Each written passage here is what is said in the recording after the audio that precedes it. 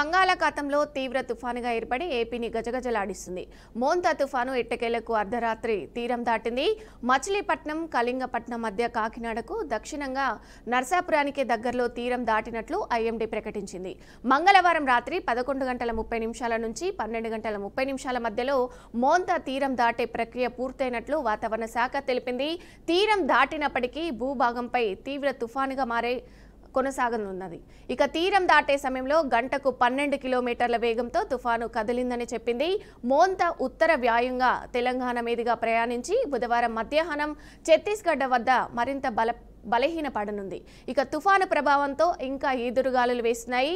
గంటకు 85 కిలోమీటర్ల నుంచి 95 కిలోమీటర్ల వేగంతో ఈదురుగాలుల వేగం కొనసాగుతుంది. తుఫాను ప్రభావంతో గడిచిన 12 గంటల్లో నెల్లూరు జిల్లా కావలిలో అత్యధికంగా 23 సెంటీమీటర్లు, అలాగే ఉలవపాడులో 17 సెంటీమీటర్లు, అలాగే చీరాలలో 15 సెంటీమీటర్ల వర్షపాతం నమోదైంది.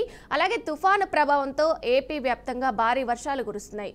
ముఖ్యంగా కోస్తా జిల్లాల్లో భారీ వర్షాలు పడుతున్నాయి. రాగల 24 గంటల్లో ఏపీ, తెలంగాణ, ఒడిశా, తమిళనాడు, అలాగే కేరళ, కర్ణాటక రాష్ట్రాల్లో వర్షాలు కురవనున్నట్లు వాతావరణ శాఖ తెలిపింది. ఇవాళ కోస్తాంధ్ర, తెలంగాణలోని అన్ని జిల్లాల్లో రెడ్ అలర్ట్ జారీ చేసినట్టు వాతావరణ శాఖ అధికారులు వెల్లడించారు.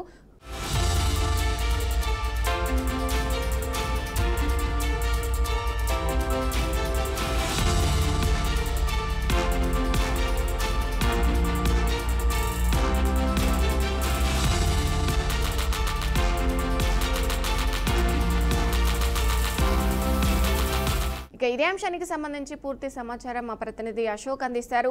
అశోక్, చెప్పండి, ఈ మోంతా తుఫానికి సంబంధించిన అప్డేట్స్ ఏంటి? Thank you. ఇప్పుడు ప్రస్తుతం ఏదైతే ఈ యొక్క మోంతా తుఫాన్ అనేది కూడా పూర్తిగా కూడా ఈ ఆంధ్రప్రదేశ్ అంతా కూడా వణికించిందని చెప్పవచ్చు. అయితే ప్రస్తుతం ఈ యొక్క మోంతా తుఫాన్ అనేది తీరాన్ని తాకిన తీరాన్ని దాటిన తర్వాత ఈ యొక్క ఏదైతే మనకి పూర్తిగా కూడా నిన్నట ఉదయం నుంచి కూడా పూర్తిగా భద్రతా చర్యలన్నీ కూడా ప్రజలందరినీ అప్రమత్తం చేయడం జరిగింది. అయితే ఏదేమైనప్పటికీ కూడా ఈ యొక్క కాకినాడ, మచిలీపట్నం మధ్య నుండి కూడా ఈ యొక్క మోంతా తుఫాన్ అనేది నరసాపురం అంబేద్కర్ కోనసీమ జిల్లా నరసాపురంలో 11:30 12:30 మధ్యలో కూడా తీరం దాటిందని చెప్పవచ్చు. అయితే ఇప్పటికే కూడా పలు ప్రాంతాల్లో కూడా అన్నింటిలో కూడా ఈ యొక్క భద్రతా సిబ్బందిని ఏర్పాటు చేసి పలు సూచనల ద్వారా ప్రత్యేక భద్రతా ఏర్పాట్లు మాత్రం చేయడం జరిగింది. అయితే ఇప్పటికే ఈ యొక్క అంబేద్కర్ కోనసీమ జిల్లాలో ఏదైతే ఈ యొక్క మోంతా తుఫాన్ ప్రభావం ఎక్కువ చూపబడుతుందో రాత్రి సమయం నుంచి కూడా గాలులు, లైట్ గా తుఫాన్ వర్షాలు కూడా వచ్చినాయి. అలాగే చెట్లు, స్తంభాలు కూడా పడిపోవడం జరిగింది. అయితే పూర్తి స్థాయిలో చూసుకున్నట్లయితే ప్రత్యేకంగా అంబేద్కర్ కోనసీమ జిల్లాలో ఉన్న కలెక్టర్ మహేష్ కుమార్ కూడా పూర్తిగా వీటిపై భద్రతా చర్యలు ఏర్పాటు చేసి ఏదైతే పునరావాస కేంద్రంలో అందరినీ కూడా భద్రతంగా రక్షితంగా ఉండొచ్చడం జరిగింది.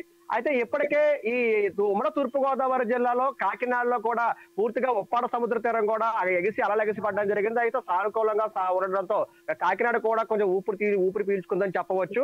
అయితే ప్రస్తుత పరిస్థితుల్లో ఎక్కడా కూడా ఎటువంటి ప్రాణ నష్టం జరగకపోయినా ఈ యొక్క అంబేద్కర్ కోనసీమ జిల్లా మామిడి కుదురు మండలంలో కృష్ణవేణి అనే మహిళ బయటకు వస్తున్నప్పుడు తాడి చెట్టు విరిగిన తర్వాత ఆమె మీద పడి తాడి చెట్టు పడడంతో ఆమె మృతి చెందడం జరిగింది.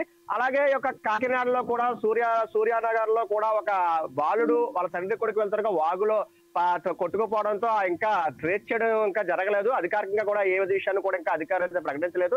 అయితే ఏదేమన్నట్టు కూడా ఇక మోంతా తుఫాన్ అనేది ప్రస్తుతం అయితే మాత్రం ఆంధ్రప్రదేశ్ అంతా కూడా పూర్తిగా కూడా ఈ యొక్క బీభత్సంగా సృష్టించే విధంగా ఉందని చెప్పవచ్చు. అయితే ఇదే విధంగా చూసుకున్నట్లయితే రాత్రి మనం ఎక్స్క్లూజివ్ గా చూసుకున్నట్లయితే పూర్తిగా రాత్రి 10:30-11 సమయంలో ఈ యొక్క రాజమండ్రి గోదావరి ప్రాంతంలో ఉన్న ఈ యొక్క గోదావరిలంకలో ఉన్న ప్రస్తుత జనాన్ని కూడా అప్పటికప్పుడు ఈ యొక్క గోదావరిలో ఏదైతే ఈ మోంతా తుఫాన్ ఉందో దీని ప్రభావం ఈదురుగాలులు కూడా అంబేద్కర్ కోనసీమ జిల్లా మీద పడడంతో అప్రమత్తమైన అధికారులు అక్కడ చిక్కుకున్న 80 మంది ఎవరైతే ఉన్నారో 80 మంది కుటుంబాల్లో చిన్నపిల్లలు, వృద్ధుల్లో కూడా పూర్తిగా రెవెన్యూ సిబ్బంది అప్రమత్తం అవడంతో వారి ఎవరైతే బోట్లు అయితే ఉన్నారో బోటు మత్స్యకారులు వారిని తీసుకువెళ్లి అప్పటికప్పుడు కూడా 11 గంటల సమయంలో కూడా తీసుకొచ్చి వారిని పుష్కర్ షూట్ లో తీసుకొచ్చి వాళ్ళు పునరావాస కేంద్రంలో తీసుకెళ్లి అక్కడ ఆహారాలు అలాగే నీరు అన్ని కూడా ఇచ్చి వారిని సురక్షితంగా ఉంచడం జరిగింది.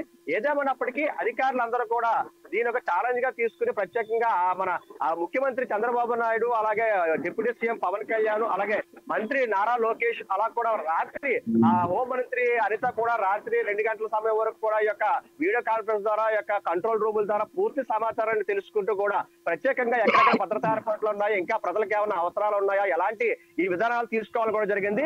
అయితే ఇదంతా ఒక్కటైతే భద్రతా విధంగా చూసుకున్నట్లయితే అధికారులు అప్రమత్తం అవ్వడం జరిగింది. కానీ రాత్రి కాకినాడ కానివ్వండి, రాజమండ్రి, అలాగే ఈ లాలా చెరువు ఏరియాలో కూడా పూర్తిగా కరెంట్ అయితే నిలిపివేయడంతో మాత్రం ప్రజలైతే కొంచెం ఇబ్బంది జరిగిందని తెలవచ్చు, ఇబ్బంది కూడా పడ్డారని చెప్పవచ్చు. అయితే ఇదే పనిలో చూసుకున్నట్లయితే లాలా చెరువులో నుంచి కూడా ఇక ఫేజ్ 2 సంబంధించిన కరెంట్ అయితే మాత్రం ఇప్పటి వరకు కూడా కరెంట్ రావడంతో ప్రజలు కూడా ఆందోళన వ్యక్తం చేస్తున్నారు. అదే కోణంలో రాజమండ్రి సంబంధించిన అనపర్తి నియోజకవర్గంలో కూడా రాత్రి కూడా పూర్తిగా కరెంట్ లేకపోవడంతో ఏదైతే అక్కడ జీబీఆర్ కాలేజ్ దగ్గర ఉన్న ప్రైవేటు స్థలాలు, ఆ ప్రభుత్వ స్థలాన్ని ప్రైవేటు వ్యక్తులు ఆక్రమించడంతో అక్కడ ఏదైతే ఈ కరెంటు స్తంభాలు పడిపోయి మాకు సంబంధం లేనట్టుగా వారు ఉండదు, అధికారులు కూడా అప్రమత్తంగా అవ్వడంతో స్థానిక ఎమ్మెల్యే నల్లమిల్లి రామకృష్ణారెడ్డి కూడా సంఘ స్థలాలు చేరుకుని పూర్తి స్థాయిలో అధికారులతో మాట్లాడి కూడా అక్కడ క్లియర్ చేయడం జరిగింది. అయితే కొంతవరకు కూడా ఎక్కడ ప్రాణ నష్టం జరగకపోయినా సరే పూర్తి నష్టం ఎవరెవరు ఉందంటే రైతులకి. ఏమైందంటే పూర్తిగా కూడా మనం ముందు నుంచి చెప్పుకొని వస్తున్నాము, బీఆర్కే ద్వారా కూడా పూర్తిగా రైతులు ఏదైతే పంట పొలాలని పూర్తిగా వ్యవసాయాన్ని చేసుకున్న రైతులు ఎవరైతే ఉన్నారో వారు ఈ యొక్క దీపావళి వెళ్ళిన తర్వాత కూడా ఈ యొక్క పెట్టుబడులకు లాభాలు వస్తాయని కోసిన తర్వాత అమ్ముకుందాం అనే ప్రయత్నంలో ఈ యొక్క మాంతా తుఫాన్ పూర్తిగా కూడా ఈ యొక్క రైతులపై మాత్రం ప్రభావం చూపింది. రైతులందరూ కూడా కుదేళ్ళు అయిపోయినారు. వేలాది ఎకరాలు అయితే మాత్రం పూర్తిగా నేలమట్టం కూడా జరిగిపోయి రైతులకైతే మాత్రం పూర్తి నష్టం అయితే జరిగింది చెప్పొచ్చు. ఇప్పటికే ప్రతి నియోజకవర్గంలో ప్రతిలాగా అలా రాజానగరం, యొక్క రాజమండ్రి, అలాగే ఈ అనపర్తి పూర్తి స్థాయిలో అందరూ కూడా ఈ కోనసీమ జిల్లాలో రైతుల్ని అందరూ కూడా ఆదుకునే విధంగా కూడా ఎమ్మెల్యే పరామర్శించడం జరిగింది. ఇప్పటికే కూడా ప్రభుత్వం నుంచి కూడా ముఖ్యమంత్రి రైతులను ఆదుకునే స్థానంలో కూడా ఈ యొక్క ఆదేశాలు కూడా జారీ చేస్తున్నట్టు కూడా జరిగింది. ఏదేమన్నప్పటికీ కూడా మాంతా తుఫాన్ అనేది కూడా ప్రస్తుతం అయితే ప్రజల్లో మాత్రం ఒక భయాందోళనకు గురైంది. అయితే ఏదేమైనా సరే ఈ యొక్క రోజు తీరం దాటినా సరే ఈ యొక్క ఏదైతే నరసాపురం తీరం దాటిందో అయినా ఈ రోజు సాయంత్రం వరకు కూడా పూర్తి దీని ప్రభావం చూపించే అవకాశం కూడా ఉంది. కాబట్టి అంబేద్కర్ కోనసీమ జిల్లాలో కూడా అక్కడక్కడ కొన్ని విషయాల్లో కూడా చిన్నపాటి జల్లులు వర్షాలు పడుతున్నాయి. పూర్తి పరిస్థితుల్లో అయితే మాత్రం అక్కడ ప్రజలందరూ కూడా అప్రమత్తంగా ఉన్నారు. ఇప్పటికీ కూడా అధికారులు అయితే మాత్రం భద్రతా చర్యలు అయితే మాత్రం చేపట్టడం జరిగింది. అయితే తీరం దాటిన రాత్రి నరసాపురానికి 11:30 నుంచి 12:30 లోపు ఈ తీరం దాటిన యొక్క మాంతా తుఫాన్ అనే ప్రభావం ఈ రోజు కూడా స్కూళ్ళన్నీ కూడా సెలవడం జరిగింది. ఈ రోజు రాత్రికి కూడా పూర్తిగా కూడా ఇంకా వర్షాలు పడే ఆ ప్రభావం ఉన్నమో ప్రజలందరూ అప్రమత్తంగా ఉండాలని కూడా చెప్పడం జరుగుతుంది. అయితే రైతులు కూడా పూర్తి స్థాయిలో కూడా ఎక్కడికక్కడ నిర్వీర్యం అయిపోయి రైతులు పొలాల పట్ల కూడా వారు ఈ పెట్టుబడులు కూడా చూసుకోవడంతో ఏదైనా ప్రభుత్వ సహకారాలు అందించాలని కూడా చెప్పడం జరుగుతుంది.